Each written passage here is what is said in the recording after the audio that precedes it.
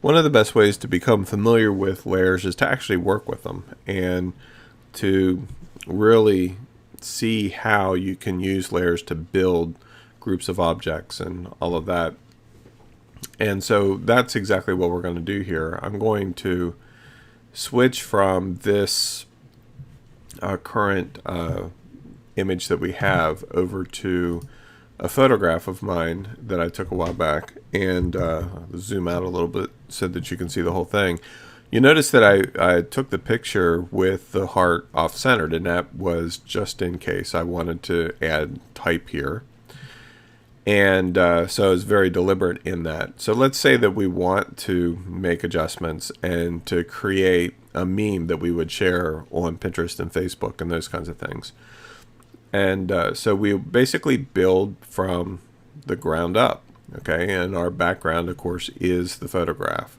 And just for the sake of really creating something positive out of this, I'd like to start off by actually darkening this photo just a little bit. And we can do that by using levels. We've looked at levels before. Control L or Command L brings up levels. And if I move the midtone slider to the right just a little bit, it darkens that image. So don't need to darken it a lot. So I'm going to click OK. And so the next thing that I want to do is actually create a rounded edge box that'll go right here next to the heart. Okay, a rounded edge box. And the easiest way to do that is to use our rounded rectangular path tool, which we looked at in a previous video. And I'm going to select the fill color as white so that it immediately comes in as that color.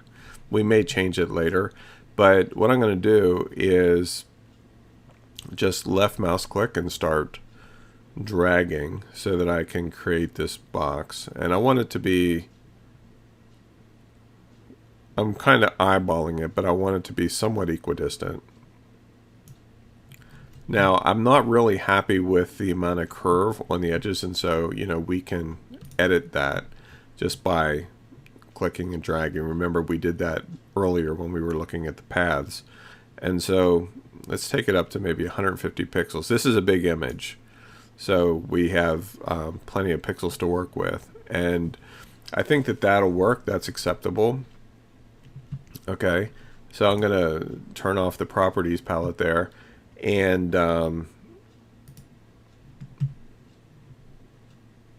yeah, I think everything will be fine here. Now that we have this paths layer, you notice that it automatically created a layer. I can do a number of things. I can change the opacity with it being solid white and reduce it down to, say, 50%.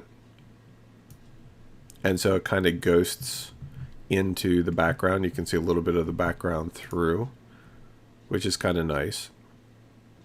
And so it's not like the type wouldn't stand out against the color, because it certainly would. But by creating a rounded edge box, it just kind of draws attention to the type a little bit more, which we're going to add in just a moment. So the next thing that we're going to do is I want to show you a couple other options that we have. Remember, in the previous video, whenever we right mouse click, one of our options was blending options. Okay, and I'm going to just select that, and you can see, let's move it out of the way here, that we have a number of choices. They call them layer styles or blending options. You can call them either one, and the different styles are listed here on the left. Some of them may seem familiar to you because they have counterparts in the Photoshop tools like gradient and stroke and all of that. But these are specifically applied to layers, and you have a lot of control over how they interact with objects on those layers. So for instance, let's say that I wanted to add a drop shadow just to accentuate this rounded box. I can very easily click drop shadow, turn it on, and whenever I click on that layer, you'll notice that the center section changes to controls just for the drop shadow. So I can control the size of it. I can control how far it is away from the box itself. I can control the opacity. Right now it's by default set at 75%. I can increase that. I can also change the angle. So right now the default is 30, so you notice that the shadow is kind of down and to the left. I can change this to say 90% if I want it to be straight down. Okay. I can also cause it to be anti-aliased, which means that it just smooths out a lot better when it's interacting with different colors. I could even control contours of how it appears. You notice that by selecting just the straight angle, it appears like a normal drop shadow. If I apply one of the other choices, it adds another level of dimensionality to it, which I almost never use those, but I just wanted to highlight those for you. And you can also control the color of the drop shadow simply by clicking on the color box, maybe sample a darker green from the image itself. You notice the eyedropper tool down here. Click OK, and so now the drop shadow has a slight green cast to it. And the blend mode here you can experiment with. Each one of these is going to give you a different result. Multiply takes the color and adds it to whatever it's underneath, okay, as opposed to screen, where it actually doesn't show up at all because it's subtractive. If you say go with hard light, it multiplies it into the background, and you can't really see it so much with the drop shadow, but I'll show you some other examples here in a little while. Hard light multiplies very similarly the way multiply does, but it also enhances the saturation, and multiply in and of itself does not do that. So normally for drop shadow you're going to want to stay with the default and just choose multiply. Another thing that we could do with this, of course, we have drop shadow, but we could also add an outer glow instead of drop shadow, which basically works very similar to drop shadow, but it evenly adds whatever shadow or light glow that you want to add. It adds it evenly around the entire object. You can also add overlays, gradient overlays to your object, just like what we saw in the past with gradients. You have the same level of control just like you did before, so I'm not going to spend a lot of time going in these. You can control the angle, whether it's linear, radial angle, reflected, or diamond, just like the regular gradient options. You have all of those same options here, just applied to whatever's on this specific layer. If you want to shift the color from the white that we're currently using, I can choose color overlay and then click and select any color that I choose, like the yellow for instance. And you notice it has changed it. As soon as I uncheck it, it goes back to the default white. Satin just gives an interesting look to the object, kind of a dimensionality to it. You can kind of see there. So it just gives it a little bit of a three-dimensional kind of feel to it. Okay. Inner glow works the same as outer glow, except that the ghosting is on the inside instead of the outside. Like for instance, if we went with say 100% white and we left it on screen, and in this case we would choose choke to make it bigger. Actually, you're not really going to see it much because of it already being white. So let's take it a different direction. Let's go with green and change the blend mode from screen to multiply. Now you can see where it's actually going into the inside.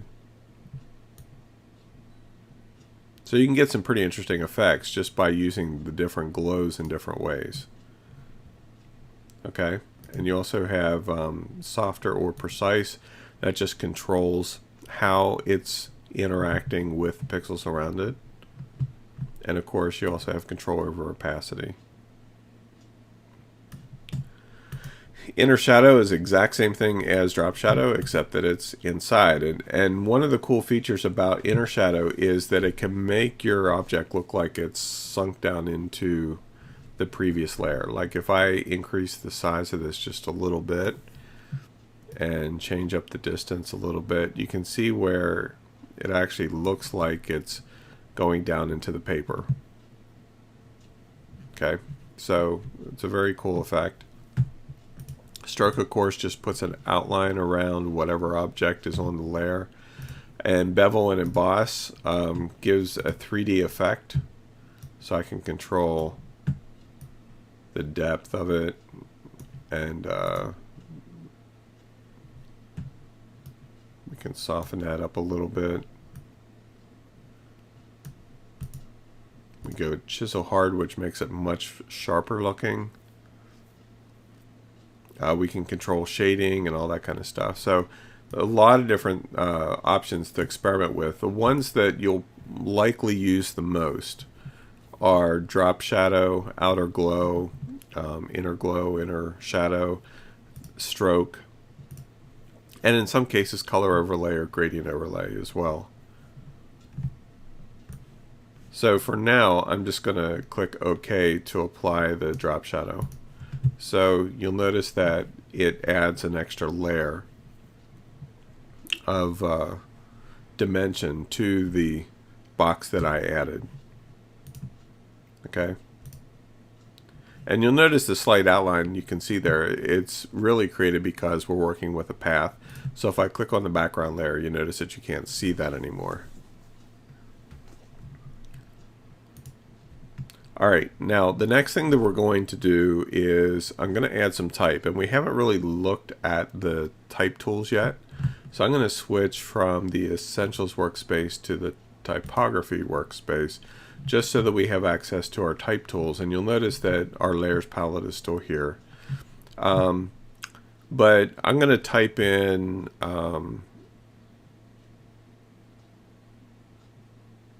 love believes all things, you know, from the Bible verse.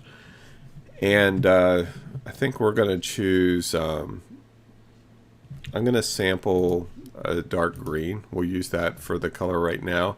And you'll notice over here in the paths area, we have the type tool. So you'll want to click that, and then over on the right, you have the ability to choose your character. And depending on what fonts you have installed, you may have a lot of options or not. Okay. Great Vibes is a nice script. And so to create a type layer, you want to make sure that whenever you are adding type, whatever layer you currently have selected, which I just selected the rounded rectangle, whenever you click, it will add type to that layer.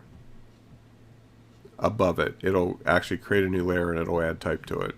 And you want to make sure whenever you're typing on a rectangle that it's actually usually a smart idea, let's just undo that, to click outside of the object initially and start typing, because if not, it's going to insert your type inside the path. I don't know if you noticed that earlier. Let's hit undo here. Okay, so you notice that when I have my type tool selected and I'm inside the path, notice that it's a circle. That means that the type is going to be applied inside this path. Outside, you notice that it's different. Okay, so I can actually draw a type box and type within there. Another option that I have is with the paths out of the equation, I can just click anywhere and start typing as well. And we'll just type in, actually let's just type in love never fails. And once you type your type in, if you double click that, you can double click it to select it, and then you'll notice that we can come up here and choose a larger size if there's not one Once 72 is the largest default size, we could type in a much larger one, like say 200, so that we can actually see the letters there. And then once we're happy with the size that we have, we can just click off and click to another layer. And of course, it's still below the rectangle. So if I left mouse click and drag, it will reorganize the layers. And then I can choose the move tool to move my type into place.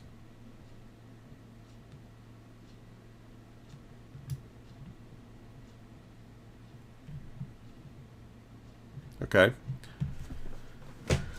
All right, now let's say that we wanted to actually make the type even larger and just have like love on one line, never, and then fails. Okay, so here's what we're going to do to achieve that. I'm going to increase the size to say 400. Looks like we could even go a little bit bigger, say 500. And then I'm going to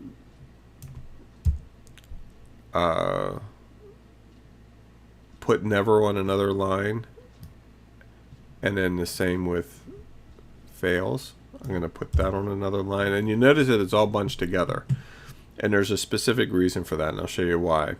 If I double click these so that I have all of the types selected, you'll notice that where we have the 500, that's the size of the font, but over here on the right, this is the distance between the lines. Okay, so if I type 500 in there, then all of a sudden it spreads out. You'll see, and we actually might want to make it like 600. And then if I click on the move tool again, I can move this up into the space. And so now it looks more acceptable. Love never fails. Okay, now a couple things that I want to point out here.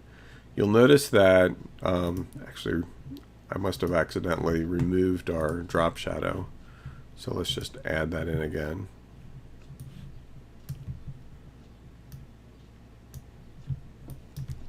And make that 90. And let's make it a little bit darker.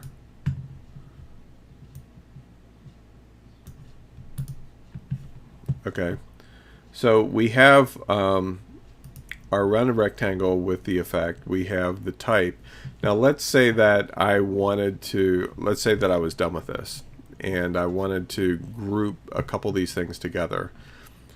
I can select these two layers, clicking on the bottom, hold the shift key down or the control key, whichever you prefer, and click so that they're both selected. And then whenever I right mouse click, you notice that I have a number of new options. I can duplicate the layers, I can delete them.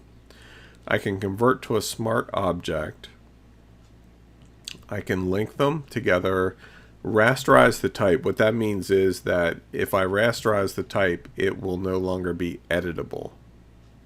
Okay, and there are some cases where that makes sense to do if you need to do custom editing to the shape of the type rather than the font itself. You can also warp the text, and we'll look at that a little later on when we're focused more on just text. Okay, another option that we have, those are options just from right mouse clicking, but you'll notice up here in the right hand corner we also have this menu, and if I click on that, we get a completely different set of options. Some of them are the same, like convert to smart object and delete and duplicate layers, but you also notice that we have new group from layers. We have merge layers, merge visible, flatten image, and we'll talk about these in just a little bit.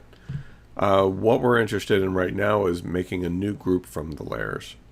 Okay, so I'm going to click that, and we can name the group, and we're going to name it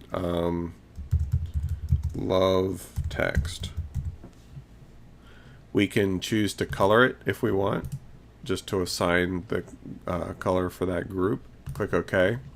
And so now you'll notice that instead of us having the two layers there, we just see one. And with this selected, if I choose the move tool, everything that's in this group is moved and affected simultaneously.